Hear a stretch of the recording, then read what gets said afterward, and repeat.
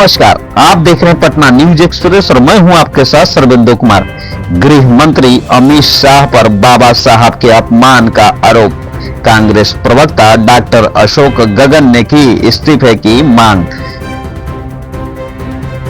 खबर पटना के नौबतपुर से है, जहां गृह मंत्री अमित शाह के द्वारा बाबा साहब डॉक्टर भीमराव अंबेडकर के अपमान का आरोप लगाते हुए कांग्रेस के प्रदेश प्रवक्ता डॉक्टर अशोक गगन ने आज प्रेस कॉन्फ्रेंस आयोजित कर उनकी कड़ी निंदा की।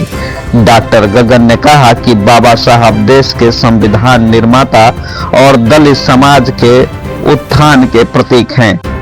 उनका अपमान न केवल दलित समाज की बल्कि पूरे देश का अपमान है।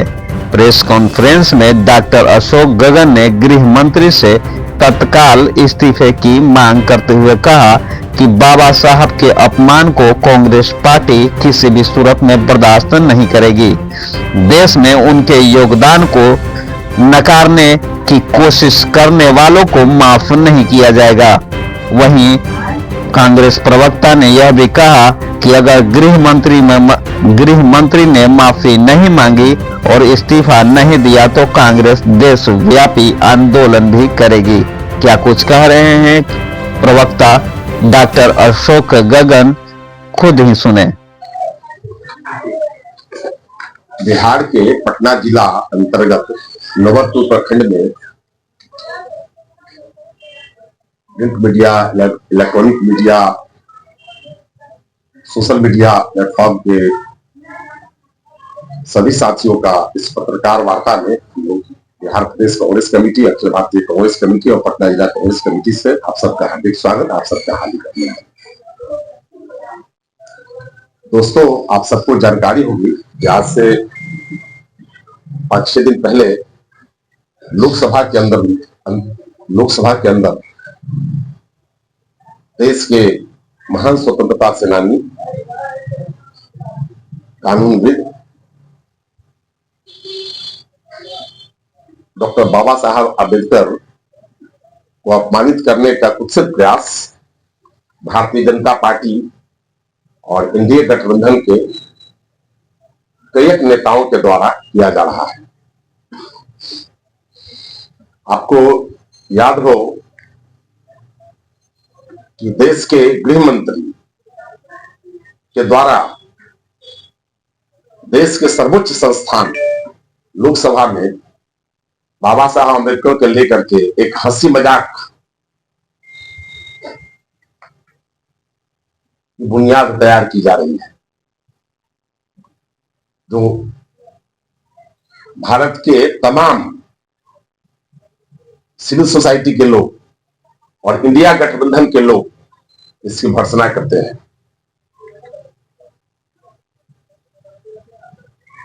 और कांग्रेस पार्टी की ओर से हम आपके माध्यम से अमित शाह जी, जो देश के गृह मंत्री हैं, उनका इस्तीफा मांगते हैं। उनका इस्तीफा क्यों मांगते हैं? अमित शाह जी से कोई हमको न प्रेम है, न हमको कोई दुश्मनी है। इस मुल्क को खतरा दिख रहा है, इस संविधान को खतरा दिख रहा है और सर्व समाज को खतरा दिख रहा है। बाबा साहब दलित जाति में जन्म तो जरूर लिए, लेकिन उन्होंने जो संविधान में जो व्यवस्था बनाई है वो सर्व समाज के लिए बनाई है, चाहे पिछड़ा हो, चाहे अल्पसंख्यक हो, चाहे दलित हो, चाहे आदिवासी हो, चाहे अगड़ा हो, सबके लिए।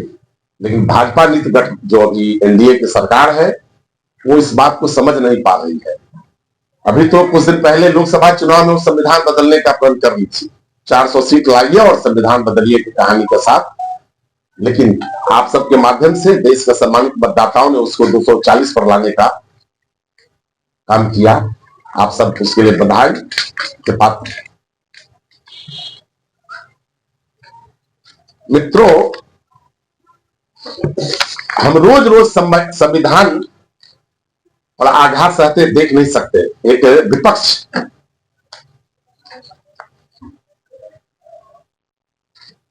और मजबूत विपक्ष जो हम बनना चाह रहे हैं, देश की आवाज बनना चाह रहे हैं, वो भाजपा बनने नहीं देना चाह रही है। और लगातार कोई न कोई ऐसा घटना कर रही है इसमें हमारे नेता को भी फंसाते रहती है, हमारे नेता को भी अपमानित करती है और देश के सर्वोच्च बलिदान देने वाले स्वतंत्रता सेनानियों को भी लगातार, चाहे बाबा साहब हो चाहे अन्य लोग भी हो, उनको भी कई माध्यमों से वो अपने पार्टी के सर्वोच्च नेता का अपमान कर रहे थे, आडवाणी जी तक का। तब तक तो मामला उनका अपना पार्टी के अंदर था, लेकिन जब बाबा साहब पर बात आती है तो देश के शान बान और संविधान खतरे में दिखता है।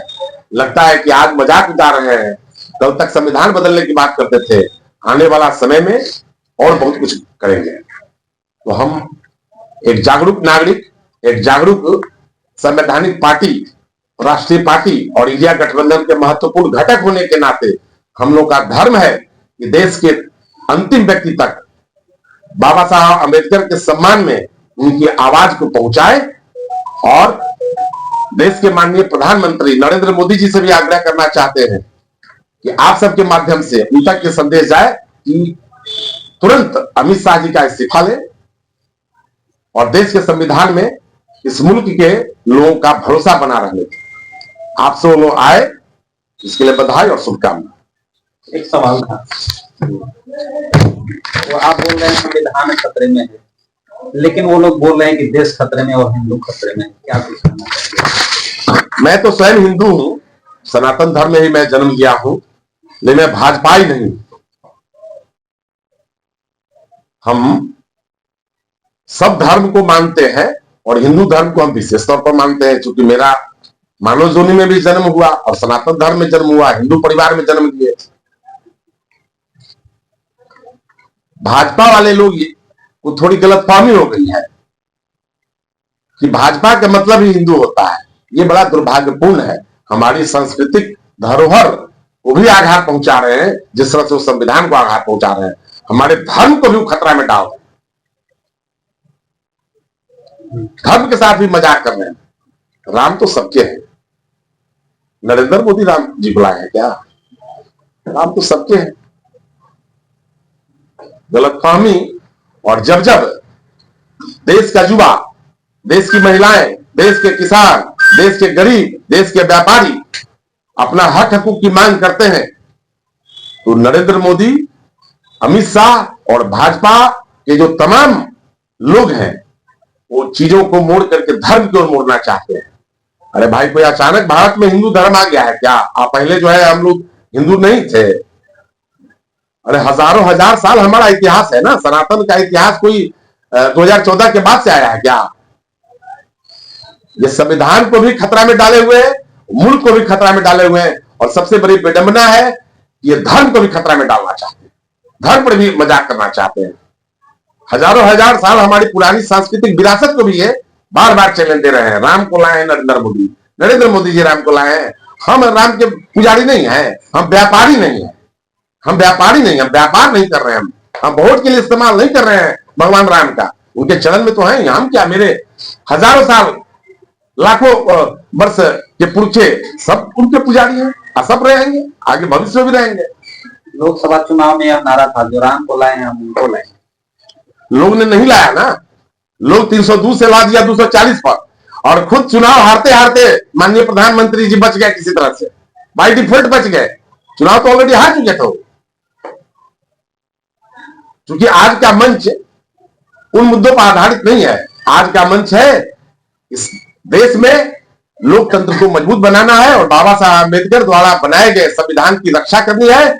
और हमारे अपने नेता जो उस बात को अगर उठाते हैं तो उनको कोई ना कोई, राहुल गांधी जी को अलग अलग केस में फंसाने का प्रयास किया जाता है, जबकि बार बार रोज माननीय न्यायालय के द्वारा उनको बरी किया जाता है। भाजपा के लोग कभी चूकते नहीं है, रोज कोई ना कोई नया सगुफा, रोज कोई ना कोई देश के तमाम संवैधानिक संस्थाओं को उन्होंने धज्जी उड़ा के छोड़ दिया है, तमाम संवैधानिक संस्थानों को कमजोर करने का प्रयास किया है, रोज कर रहे हैं, आज भी कर रहे हैं। और हमको लगता है कि अगर मुल्क आवाज नहीं उठाएगी तो ये तब तक करते रहेंगे जब तक कि समाज का आखिरी व्यक्ति आवाज न उठाए।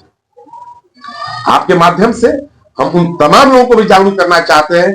हमारे बहुत सारे कार्यक्रम हैं इस अमित शाह के इस्तीफा देने और देश के लोकतंत्र बचाने से संबंधित, उसके बारे में विस्तृत जानकारी हमारे पटना जिला ग्रामीण के सम्मानित जिलाध्यक्ष सुमित कुमार सन्नी जी आपको बताएंगे विधिवत की किस तरह से हम लोग इसको कार्यबद्ध योजना से पंचायत से लेकर के और संसद तक हम लोगों ने कार्य योजना बनाया है, तब तक जब तक कि अमित शाह इस्तीफा न दे। उस पर हमारे बातों को तोड़ मरोड़ कर पेश करना, हमको आप सदन में बोलने कहाँ देते हैं? सदन में तो हमारा माइक ही आप काट कट कर देते हैं और बार बार लोकसभा के सम्मानित अध्यक्ष जी कहते हैं जिनकी बोलने की पारी होगी उन्हीं का केवल माइक चलेगा। हमारे राहुल गांधी जी का एक आध बार माइक चलने दिया है, 999 बार तो उनका माइक ही बंद कर दिया जाता है।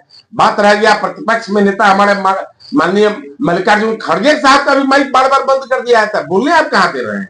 आप तो न सदन में बोलने दे रहे हैं न हमको चर्चा कर। देश की जितनी भी महत्वपूर्ण मुद्दे हैं, चाहे किसान से संबंधित हो, मजदूर से संबंधित हो, युवाओं से संबंधित हो, महिलाओं से संबंधित हो, आप चर्चा कहाँ होने देना चाहते हैं? आप रोज भटकाते हैं, मंदिर मस्जिद करके रोज भटकाते हैं। बात देश के विकास का होगा तो आप बांग्लादेश लेके चले जाएंगे, बात युवाओं के विकास का होगा तो आप पाकिस्तान लेके चले जाएंगे, बात मुल्क के तमाम छोटे छोटे उद्योगों को ऑर्गेनाइज वे में करके और अंतर्राष्ट्रीय मंच पर खड़ा करने की बात होगी, तब आप फिर भटका करके लेके चले जाएंगे। ईरान इराक के युद्ध की तरफ हमको दिखाने लेंगे। सवाल क्या है कि इस मुल्क में लोगों ने, इसलिए थोड़े ना कांग्रेस को हटा करके लोगों ने नरेंद्र मोदी को लाया था ना सरकार में। इस मुल्क के लोगों ने उनको अवसर दिया था काम करने का। लोगों ने यह अवसर नहीं दिया था कि आप मुद्दों से भटक जाएं। आप विकास के बिंदु पर कभी, आज की भाजपा नीति एनडीए की सरकार कभी नहीं बात करती है, कभी नहीं बात करना चाहती है। उसका आज का डेट में उदाहरण है कि भाजपा के तमाम साथी पुनः बिहार को जीतने के लिए दिल्ली में जमे हुए, फरीदाबाद में जमे हुए हैं, लाठी लेकर ये पूरा घूम रहे हैं लोग। यहाँ देश बिना विभागीय मंत्री के मुख्यमंत्री चला गया है वाल्मीकि नगर। प्रगति यात्रा 25 साल से प्रगति यात्रा निकाल रहे हैं, 2500 करोड़ रुपया हमारा आपका गरीब किसान का पैसा वो बर्बाद कर रहे हैं, झोंक रहे हैं अपने आनंद लेने के लिए, अपने हवा खाने के लिए नेपाल की तराई में जा रहे हैं। अरे भैया, देश बिहार के युवाओं को रोजगार तो दीजिए, बिहार के किसानों के साथ न्याय तो कीजिए, बिहार के मजदूरों के साथ न्याय तो कीजिए। सारी योजना बंद आपके होते चले जा रहे हैं, सारे योजनाओं में पैसे खत्म हो रहे हैं, लेकिन कौन प्रगति यात्रा है भाई? इधर प्रगति यात्रा बिना मंत्री के, मंत्री सब दिल्ली में बिहार जीतने की यात्रा कर रहा है। ये नहीं समझ में आ रहा है हमें। हम लोग समझना चाह रहे हैं आपके माध्यम से भी कुछ नया चीज अगर है तो। लेकिन आज जो हमने देखा है कि बिहार के सम्मानित मुख्यमंत्री जी वाल्मीकि नगर में है, हवा खा रहे हैं, हिमालय के तराई का जंगल का हवा खा रहे हैं। और भाजपा इन्हीं के जो गठबंधन के हमारे मित्र हैं, और बाबा साहब अम्बेडकर का अपमान करने में नीतीश कुमार जी का भी उतना ही योगदान है जितना अमित शाह का योगदान है। चर्चा नहीं कर रहे हैं, भटका रहे हैं। बाबा साहब अम्बेडकर के अपमान की जब भटकाने के लिए वो चले गए हैं जंगल की ओर, वानप्रस्थ की ओर चले गए हैं। संविधान बने हम लोग के देश का 75 वर्ष हो गया और संसद में जिस तरीके से देश के गृह मंत्री अमित शाह जी के द्वारा संविधान निर्माता डॉक्टर भीमराव अम्बेडकर साहब का मजाक उड़ाया गया, उनका खिल्ली उड़ाया गया, उसके विरोध में राहुल गांधी जी के नेतृत्व में पूरे देश में कांग्रेस पार्टी के द्वारा अमित शाह माफी मांगो का अभियान चलाया जा रहा है। हम लोग की मांग है कि अमित शाह सत्ता के नशे में इतने चूर मत हो जाइए कि देश के निर्माता, देश के संविधान निर्माता डॉक्टर भीमराव अम्बेडकर साहब का जो मजाक आपने किया है देश के सर्वोच्च संसद में, तो हम लोग मोदी जी से भी ये मांग कर रहे हैं कि आप अपने गृह मंत्री का इस्तीफा लेने के बजाय आप उनका बचाव कर रहे हैं, तो आपको भी इस देश से माफी मांगनी चाहिए। ये लोकतांत्रिक देश है, जो जनता देश आपको चुनाव जिता के इस देश का गद्दी पे बैठाई है, वही जनता बाबा साहब के अपमान के कारण आपको इस गद्दी से उतार के भी फेंक देगी। और इसी सिलसिले में हम लोग लगातार दिल्ली कांग्रेस के साथ साथ बिहार कांग्रेस के भी सभी जिलों में हम लोग का कार्यक्रम किया जा रहा है। हम लोग पटना में भी ये कार्यक्रम लगातार 4 दिनों से कर रहे हैं।